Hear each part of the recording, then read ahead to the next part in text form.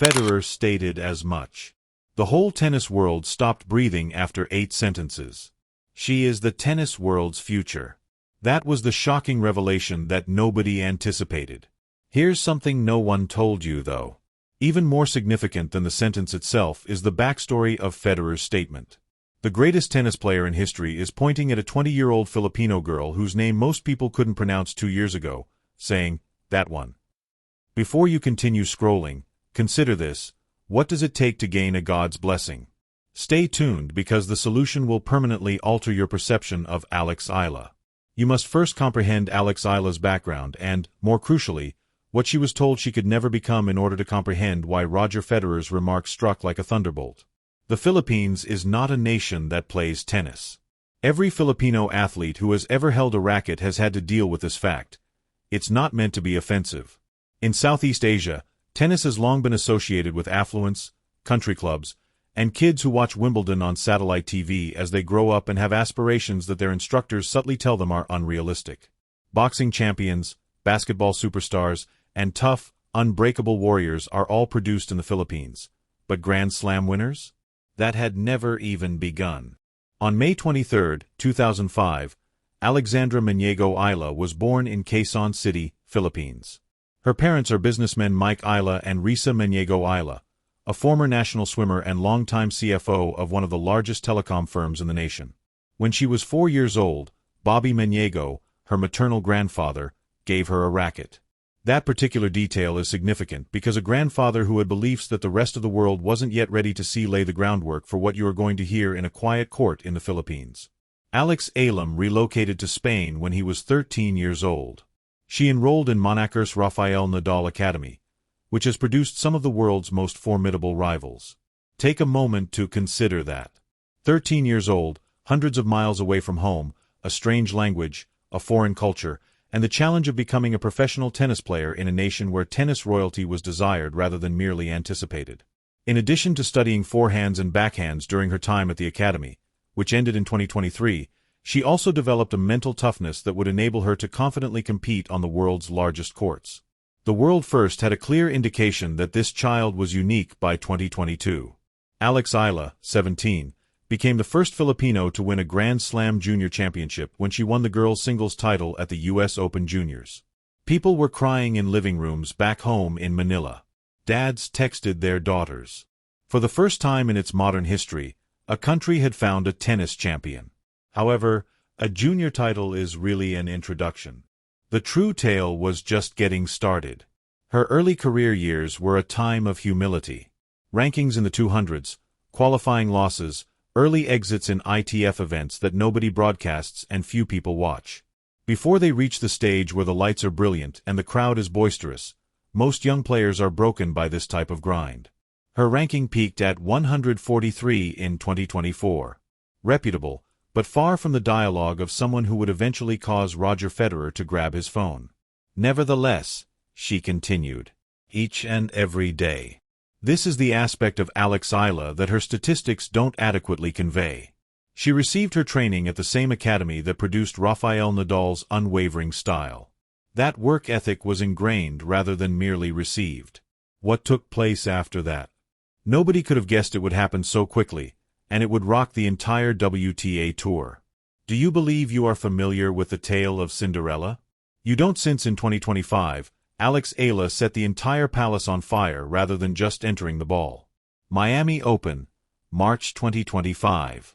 Located immediately underneath one of the world's most prominent hardcourt competitions' Grand Slam status in terms of significance and respect. It's a stacked draw. The favorites are known. The story has already been written. Or so everyone believed. Ranked 140th in the world, Alex Eala entered Miami as a wild card. This type of athlete is given a slot by tournament administrators because they want Filipino spectators to pack the stands. A crowd pleaser, not a serious contender for the championship. That was the presumption, anyway. She then began to play. She defeated her first opponent in the opening round. Okay, occasionally wild cards do that. She then defeated former French Open champion Yelena Ostapenko in the second round. People began to take notice. Then she defeated the current Australian Open champion, Madison Keys. The murmurs turned into yells.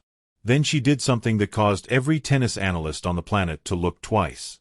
She defeated Iga Swiatek, the world number 2, 5 times Grand Slam winner, who for years dominated women's tennis. Straight sets. Using a wild card, Eala defeated number 5 to record consecutive victories in the top 10. Number 2 Swiatek and Keys in the same competition. In WTA history, no Filipino player has ever done that. In recent memory, only few people at that ranking had accomplished that. The Miami Stadium audience wasn't ready for it. In scenes that went global in a matter of hours, Filipino fans who had traveled hundreds of miles, some of them using savings they certainly shouldn't have spent, erupted. At odd hours of the night, Filipino employees in the United States, parents, students, and workers abroad were all watching on their phones in living rooms, offices, and break rooms while sobbing uncontrollably. Every time she takes the court, she has the support and weight of a whole country behind her. It had never felt more literal than it did in those Miami days when ESPN wrote that line. After fighting for over 2 hours, she ultimately fell to Jessica Pegula in the semifinals, 7-6-3, 5-7-6-3. It didn't matter by then, though. The outcome was incidental. What was important was what she had already accomplished and demonstrated. 2 of the best players of her generation were defeated back-to-back by a 19-year-old from the Philippines who entered one of the largest tournaments in the world on a wild card. She created history after her Miami 2025 performance by being the first Filipino player to advance to a WTA 1000 semifinal and the first to be included in the WTA World Top 100. Roger Federer was somewhere, observing all of this. Even though he has been retired since 2022, he is still a mentor, an ambassador, and a man who continues to follow tennis through the perspective of someone who played at the top level for 20 years. And he made contact after witnessing what Alex Eala had done in Miami. Not with a formal announcement or a press release, but with 8 words that ignited the internet. She is the tennis world's future. That was all. 8 phrases. Roger Federer, however, says that 8 words constitute a lifetime of affirmation. The world of tennis went completely crazy. But hold on, this is where things become trickier. Not everyone was rejoicing when Federer's remarks began to circulate. Certain experts questioned it, certain legends resisted, and Alex Eala herself? Nobody anticipated her response. The reaction to Federer's remarks on social media was unlike anything the WTA Tour had witnessed in years. A young player hasn't caused this level of worldwide uproar since 15-year-old Coco Gauff defeated Venus Williams on the Wimbledon stage. However, this was not the same. Because a legend wasn't just defeated by a youngster. In tennis history, this was the most esteemed person to openly name a successor. 79% of Talking Point's 89% of fans chose Alex Eala over Emma Raducanu and over Coco Gauff. Those figures are astounding. They reveal something about the emotional attachment that the world's tennis audience had already formed to this young Filipino player and how Federer's remarks fueled an already raging flame. Massive praise, however, is accompanied by intense criticism. And there was a heated internet debate. Of course, look at what she did in Miami, one side replied, pointing to the data. Examine the ranking trajectory. On February 9, 2026, she achieved a career-high WTA singles ranking of world number 40, making her the highest-ranked Filipino in tour history. She was also the first Filipino to break into the top 40, defeat several top 5 players and major champions, and get to a tour-level final in the Open era. The hype was supported by the evidence. The opposing viewpoint, which was wiser and more seasoned, brought up valid concerns. A career is not defined by one tournament's viral run. Grand Slam titles, many of them, are necessary for GOAT discussions. Years, not months, of consistency. In all honesty, Eala's Grand Slam record up until that time consists of qualifying losses, early exits, and first rounds. The distance between a stellar WTA 1000 run and Grand Slam supremacy is huge, and this is precisely where the majority of promising careers come to an end. Coco Gauff offered an intelligent, rather than contemptuous, comment. One journalist questioned Gauff about Eala at the 2025 Italian Open, asking how much Eala's recent rise in popularity reminded her of her own early professional experiences. Gauff acknowledged that Eala was managing the spotlight with amazing poise for someone her age in a measured and kind response. It meant something coming from a player who had experienced the same kind of pressure. The extent of Eala's appeal appeared to have taken the WTA Tour itself by surprise. One of the biggest names in professional tennis is Alexandra Eala. Everywhere she travels, the Filipina draws enormous audiences. She was frequently scheduled at odd hours on lesser courts since the authorities hadn't done enough to capitalize on her popularity. Fans' annoyance was documented and genuine. Even though she was a talent who could pack stadiums, the tournament organizers occasionally treated her like a mid-tier draw. In February 2026, that was altered in Dubai. Eventually, the organizers of the tournament made the correct decision and awarded her the place she merits. The most sought-after position in the sport, center court, was Eala's last scheduled location. She fulfilled her promise. Eala defeated two-time Grand Slam finalist and top 10 player Jasmine Paolini in Dubai.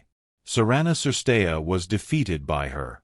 Before falling to Coco Gauff, she advanced to the quarterfinals. However, in less than a year, her career-high rating skyrocketed to world number 32. The question of whether Federer was correct was becoming less and less contentious. Every headline, viral video, and social media debate all revolved around the same query. What is Alex Eala exactly? Can she manage what's about to happen? What the figures don't tell you is this. This is the part of Alex Eala's narrative that will help you comprehend why Federer's remarks were a warning rather than merely a compliment. There is always a chapter in a fantastic narrative that no one wants to discuss. For Alex Eala, the margins of the game she lost are where that story is written. Because the only way to fully comprehend the extent of what Federer saw in her is to comprehend the losses, which are equally significant as the victories. Her first-ever main draw debut at that specific Grand Slam, the 2026 Australian Open, was a date that every Filipino fan had marked on their calendars. And heartbreak was the result. Alicia Parks, ranked 99th in the world, defeated Eala 6-0-36-26 in the first round despite Eala winning the first set 6-0. Parks' fast pace and powerful serve overpowered her. Eala was unable to maintain her dominance after winning the first set. 12 aces were hit by the American. Eala possessed one. A narrative within a story was revealed by that pairing. She couldn't afford to rely only on her return game to win matches against elite and even lower-ranked opponents with powerful serves. It will be essential to give her serve more sting, variety, and confidence, particularly when she needs a free point to halt momentum or finish sets. That's the truthful evaluation. What makes a great player different from an all-time great player is that the serve. The capacity to score extra points at crucial times. The capacity to sustain a first set level for 3 full sets against opponents who research you, modify you, and enter the match knowing every tendency and pattern you possess. Then there was the quarter-final matchup with Coco Gauff in Dubai. After the crushing 6-0-6-2 defeat, Eala said, "There's still definitely a gap between me and Coco." That comment was startling because it showed self-awareness rather than defeat. A 20-year-old freely acknowledging that she is not as good as one of the world's top players is a kind of intelligence that very few young athletes have in this age of social media performance and carefully controlled public personas. It's not conceit. Rather, it's the same trait that Federer himself was renowned for throughout his career.